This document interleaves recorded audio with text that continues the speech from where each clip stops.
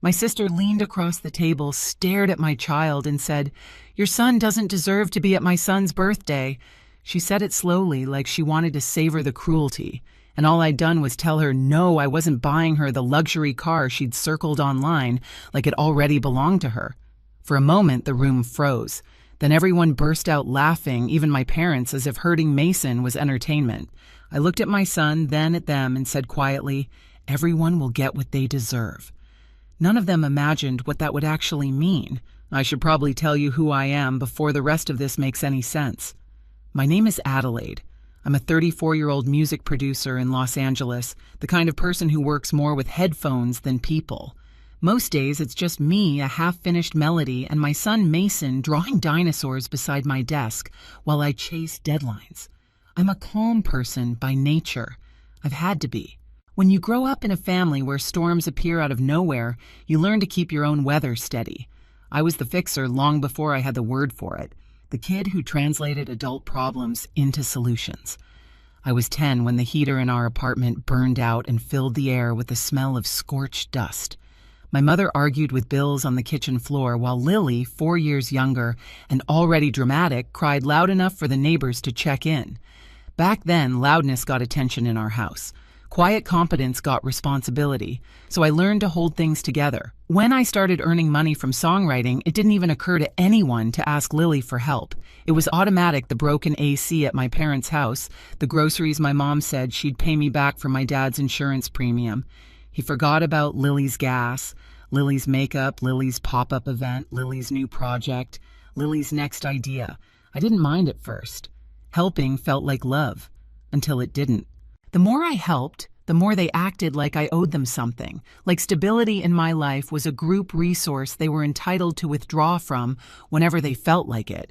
And no one used that more aggressively than Lily. She was always rebranding herself. 1 month, she was a candle business owner, then a lash artist, then a coach. She'd send me pictures of her vision boards and the equipment she needed for her brand, followed by a not-so-subtle reminder that I was her older sister, the responsible one, the one who made real money. And I let it slide over and over until the week she announced she needed a luxury car for her new image. She sent me 3 links, all with price tags that made my throat tighten. When I didn't respond, she pushed. Group chat messages piled in, family pressure disguised as encouragement. My mother wrote, "Your sister needs stability." My father added, "Real family shows up." Lily ended with, "You're doing amazing in LA. Don't be weird. Just say yes." I didn't. Not this time. Which is why that dinner happened. Why Lily walked in late in her white outfit like she was stepping onto a stage. Why everyone at the table waited to see if I would play my usual role and make everything easy. I didn't. And instead of asking why, they laughed. That was when something in me quietly shifted, and for the first time in my life, I understood this truth. The moment you stop playing the part they wrote for you, the whole cast turns on you.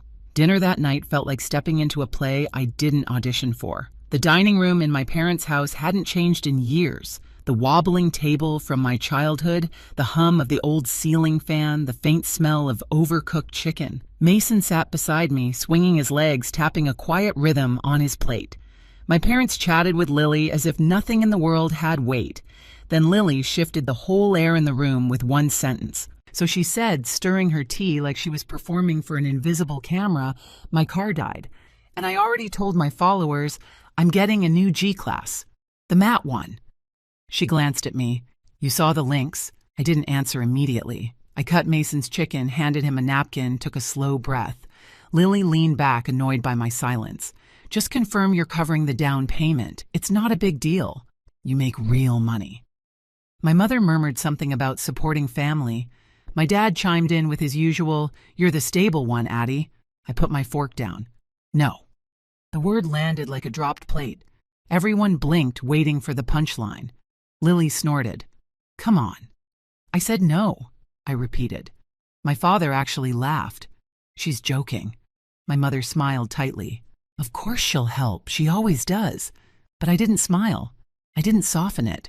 "I'm not buying a car for you." Silence stretched for a moment before Lily's face hardened into something sharp. She turned toward Mason, who was quietly coloring a dinosaur on the back of his paper placemat. "Then your son doesn't deserve to attend my son's birthday." It came out smooth, cold, rehearsed, like she'd been waiting to use it. Mason's marker froze mid-line. His shoulders pulled in. He looked up at me uncertain, like he couldn't make sense of an adult hurting him on purpose. I felt something inside me pull taut. Not anger, not yet just a clean, sterile realization. My family wasn't just okay with Lily using me. They were okay with her using my child. My aunt snorted. Someone whispered savage, like she had delivered a punchline. My mother actually covered a smile with her hand. My father shook his head but didn't say a word. No one told her it was wrong. No one even looked uncomfortable. I looked around the table and saw years of small cuts lining up into one long wound. Every gas bill I paid, every late-night transfer, every apology I made for Lily's behavior. Every time I told Mason, "They love you, baby," even when their actions said otherwise. I inhaled once steady. "Everyone will get what they deserve," I said quietly. They kept laughing. They didn't hear it for what it was, a boundary forming in real time. After dinner, while they ate dessert and Lily announced her color theme for the birthday party, I helped Mason with his shoes. He leaned into me, small and warm. "Did I do something wrong?" he whispered. That sentence broke something wider in me than anything Lily had ever said. "No," I told him. "You did everything right." Parents are supposed to be shields, and in that moment I realized I had been shielding the wrong people for years. At home, after Mason fell asleep with his dinosaur still clutched in his hand, I sat at my desk staring at the glow of my laptop. The house was quiet, but my mind wasn't. This wasn't a flare-up. It wasn't a misunderstanding. It was a pattern. And patterns don't break on their own. Someone has to grab the edges and tear. When we got home that night, the house felt heavier than usual, like the air itself was waiting for me to make a decision I'd avoided my entire adult life. Mason went straight to the couch with his dinosaur curling into the corner the way he always did after something confusing or painful. I heated some leftover pasta, sat beside him, and watched his small shoulders rise and fall. He didn't bring up what Lily said. Kids never know how to name the hurt, only how to carry it. After I tucked him into bed, I stood in the doorway for a moment, listening to the soft rhythm of his breathing. That sound had carried me through deadlines, breakups, exhausted mornings, chaotic family calls. It grounded me. It reminded me who actually needed me and who didn't. I walked to my desk. The glow of my laptop lit up the small room, casting long shadows across Mason's crayons and toy cars scattered on the floor. I opened a blank note and typed one word at the top: boundaries. Not anger, not revenge, just the thing I had never been allowed to have. Then I began listing everything my family quietly relied on me for: my mother's phone line on my plan, my father's insurance that I'd been temporarily covering for months, Lily's storage unit connected to my card, streaming services, music apps, subscriptions, payments I'd taken over out of guilt, exhaustion, or habit. Seeing it in writing made something in my chest shift. It wasn't cruelty to stop, it was clarity. I drafted 3 emails, no emotion, no essays about the past, no explanations they'd twist later, just facts. To my mother, effective tomorrow, her phone line would be transferred. I included the steps. To my father, his insurance payment would switch to his own card on the 1st of the month. To Lily, an itemized list of the money she owed me, the dates, and a reasonable payment plan. I ended with one sentence: "I am not a lender." I reread each message, deleting anything that sounded angry. Anger was fuel, but clarity was strategy.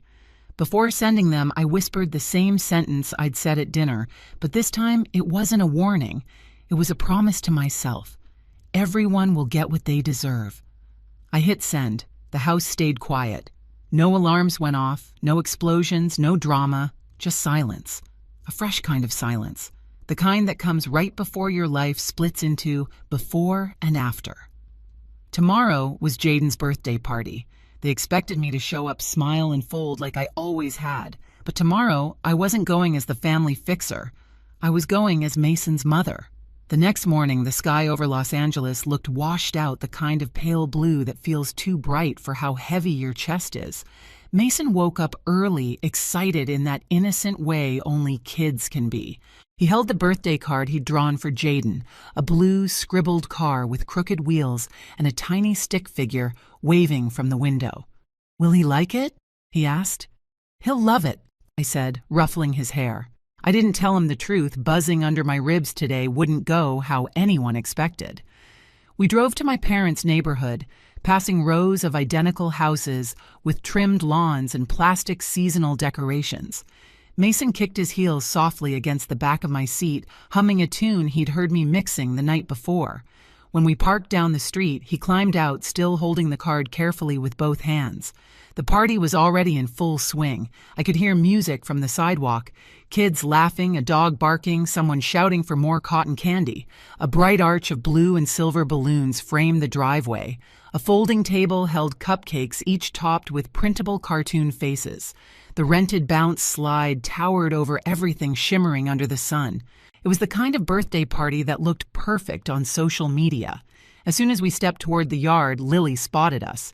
She stood near the arch wearing a white jumpsuit and oversized sunglasses, even though the party was mostly in the shade. Jordan lingered beside her, holding a cluster of balloons, looking as checked out as he always did. Lily crossed her arms. "Oh, you came." I ignored the tone. "We won't stay long." She looked down at the birthday card in Mason's hands, then back at me, her lips curving into a smug smile. "Did you bring the keys to my car?" Even now she was committed to the bit. I didn't look away. "No." Her smile dropped. "You're really doing this here?" Before I could answer, my mother appeared behind her like she'd been summoned. "Adelaide?" she whispered sharply. "Don't cause a scene. The children are present." My jaw tightened. I'm not causing a scene. But yesterday she said my son doesn't deserve to be here. A few nearby parents turned their heads. I hadn't planned on an audience, but maybe it was necessary. My dad stepped forward from the grill, flipping a spatula in his hand like he was gearing up for a lecture. "Let's be reasonable. Your sister was upset." "Upset doesn't give her the right to attack a child," I said. Lily scoffed. "Oh, please. It was a joke. Don't be dramatic." Mason's fingers tightened around my hand. I felt him lean into me. The moment sharpened. This wasn't the time to shrink. I knelt down to Mason's level. "Buddy, can you go sit with Grandpa for a minute?" He hesitated, but nodded and took a few small steps toward my dad, clutching the card like it was fragile glass. I stood, and everything in me settled. My voice didn't rise. It didn't need to. "I'm done," I said.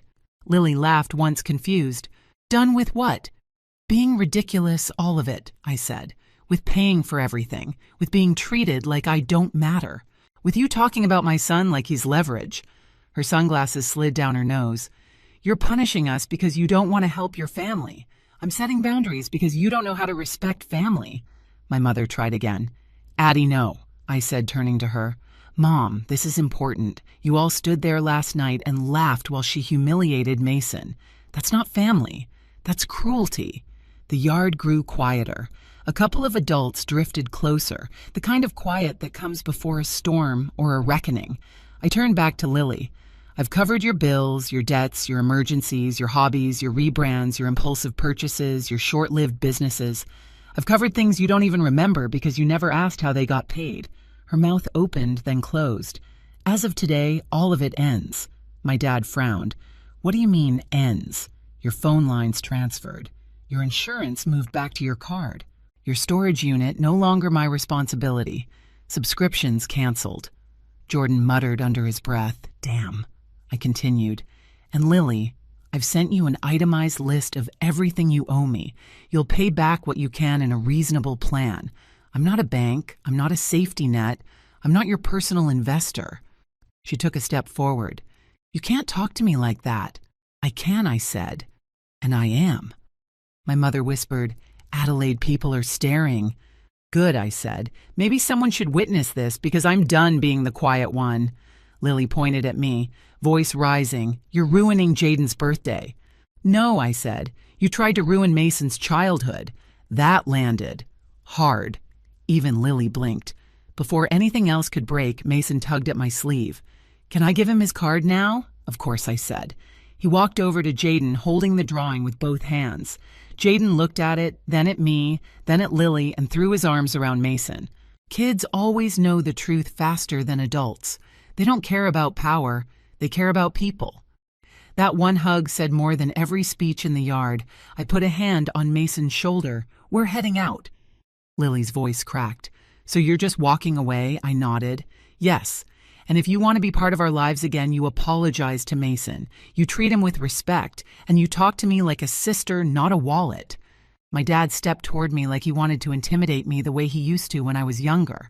But I wasn't that girl anymore. I stood steady, taller somehow. Don't make this bigger than it is, he warned. It already is, I said.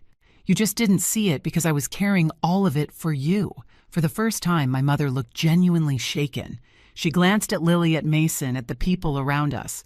There was something like realization flickering behind her eyes. We walked toward the car. The air had that strange silence where even the birds seemed to pause.